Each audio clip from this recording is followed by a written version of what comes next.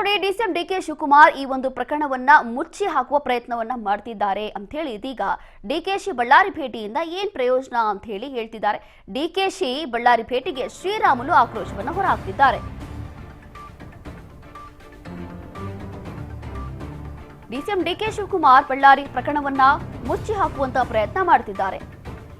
ಡಿಕೆಶಿ ಬಳ್ಳಾರಿ ಭೇಟಿಯಿಂದ ಪ್ರಯೋಜನ ಏನಿದೆ?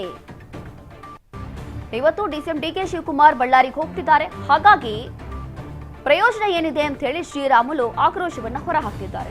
ಸತ್ಯ ಶೋಧನಾ ಕಮಿಟಿ ಬಳಿಕ ಬರ್ತಿದ್ದಾರೆ, ಏನ್ ಪ್ರಯೋಜನ ಅಂತ ಹೇಳಿ ಪ್ರಶ್ನೆ ಮಾಡಿದ್ದಾರೆ. ಘಟನೆಯ ಮೂಲ ಹುಡುಕುವ ಕೆಲಸ ಆಗ್ತಿಲ್ಲ ಅಂತ ಹೇಳಿ ವಾಗ್ದಾಳಿ ನಡೆಸಿದ್ದಾರೆ. ಭರತ್ ರೆಡ್ಡಿ ಪಕ್ಕದಲ್ಲಿ ಕೂರಿಸಿ ಡಿಕೆಶಿ ಸುದ್ದಿಗೋಷ್ಠಿ ಮಾಡ್ತಾರೆ. ಬಳ್ಳಾರಿಯಲ್ಲಿ ಡಿಸಿಎಂ ಡಿಕೆಶಿ ವಿರುದ್ಧ ಶ್ರೀರಾಮುಲು ವಾಗ್ದಾಳಿ ನಡೆಸಿದ್ದಾರೆ. ನಾನು ಉಪಮುಖ್ಯಮಂತ್ರಿಗಳಿಗೆ ಅವರು ಈ ರಾಜ್ಯದ ಉಪಮುಖ್ಯಮಂತ್ರಿಗಳಾಗಿರೋ ಕಾರಣ, ಘನ ಸರ್ಕಾರದ ಉಪಮುಖ್ಯಮಂತ್ರಿಗಳಾಗಿರೋ ಕಾರಣ ಇವತ್ತು ನಿಮ್ಮ ಸರ್ಕಾರದಲ್ಲಿದ್ದಂಥ ಸತ್ಯ ಶೋಧನಾ ಕಮಿಟಿ ಬಂದು ಪರಿಶೀಲನೆ ಮಾಡಿಕೊಂಡು ಹೋಗಿದೆ. ಪರಿಶೀಲನೆ ಮಾಡಿಕೊಂಡು ಹೋದ ನಂತರ ಪುನಃ ನೀವು ಏನು ಮಾಡ್ತೀರಿ, ಅದರಿಂದ SIT ಕೊಡ್ತೀರಿ. SITಗೆ ಕೊಟ್ಟ ನಂತರ ನಾನು ಈ ಮೂಲ ಇವತ್ತು ಬುಡವನ್ನು ಹುಡ್ಕೊಂಡು ಹೋದರೆ, ಈ ಬುಡಕ್ಕೆ ಹುಡ್ಕೊಂಡೋದ್ರೆ ಇದಕ್ಕೆ ಮೇನ್ ಕಲ್ಪ್ರೇಟ್ ಬಂದು ಅವರು ಶಾಸಕರಾದಂಥ ನಾರಾ ಭರತ್ ರೆಡ್ಡಿ ಅವರು. ಮೂಲ ಬುಡ ಬಂದು ಕಲ್ಪ್ರೇಟ್ ಬಂದು ನಾರಾ ಭರತ್ ರೆಡ್ಡಿ ಆಗಿರೋ ಕಾರಣ ಇವತ್ತು ಮುಖ್ಯಮಂತ್ರಿಗಳು ಮೊನ್ನೆ ತಾನೇ ಏರ್ಪೋರ್ಟಿಗೆ ಬಂದಿದ್ದರು. ಆ ಏರ್ಪೋರ್ಟಿಗೆ ಬಂದಂಥ ಟೈಮಲ್ಲಿ ಯಾರ ಹತ್ರ ಮಾತಾಡಿದರು? ಇದರಲ್ಲಿ ಮೇನ್ ಕಲ್ಪ್ರೇಟ್ ಆದಂಥ ಬುಡಕ್ಕೆ ಹೋದ್ರಿಗಿನ ಶಾಸಕರಾದಂಥ ನಾರಾ ಭರತ್ ರೆಡ್ಡಿ ಅವರು ಏವನ್ ಅಕ್ಯೂಸ್ಡ್ ಅವರು.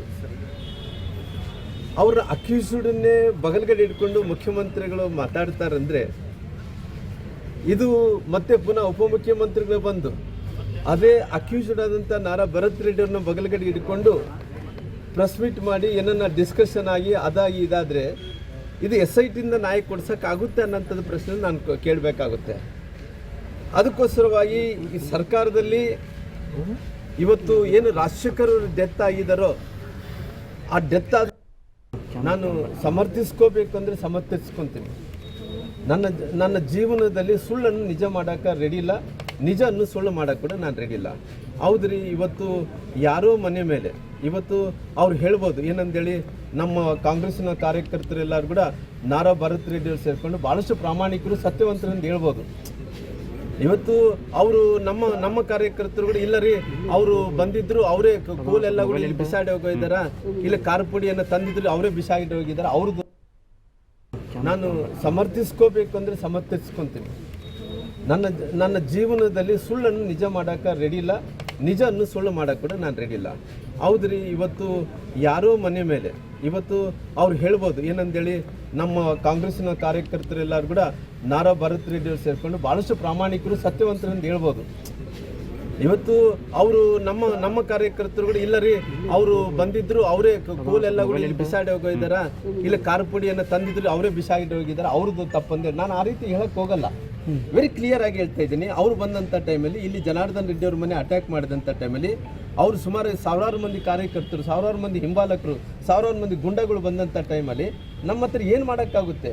ಒಂದು ಫೈರಿಂಗನ್ನು ನಡೀತಾ ಇದೆ ಅಂದ್ರೆ, ನಾವು ಫೈರಿಂಗನ್ನು ಮಾಡೋಂಥ ಟೈಮಲ್ಲಿ ಪೆಟ್ರೋಲ್ ಬಾಂಬ್ಸ್ ಬಂದಾವ ಅಂತ ಹೇಳಿದ್ರೆ ಹೌದು, ಕಟ್ಟಿಗಳು ಇದ್ರೆ ನಮ್ಮದೇ ಕಟ್ಟಿಗಳು ಇರ್ಬೋದೇನೋ, ಅದರಲ್ಲಿ ಯಾಕೆ ತಿಳ್ಕೊಳ್ಳೋದಿರುತ್ತೆ. ಅವರಪ್ಪ ಹೊಡಿತಾರೆ.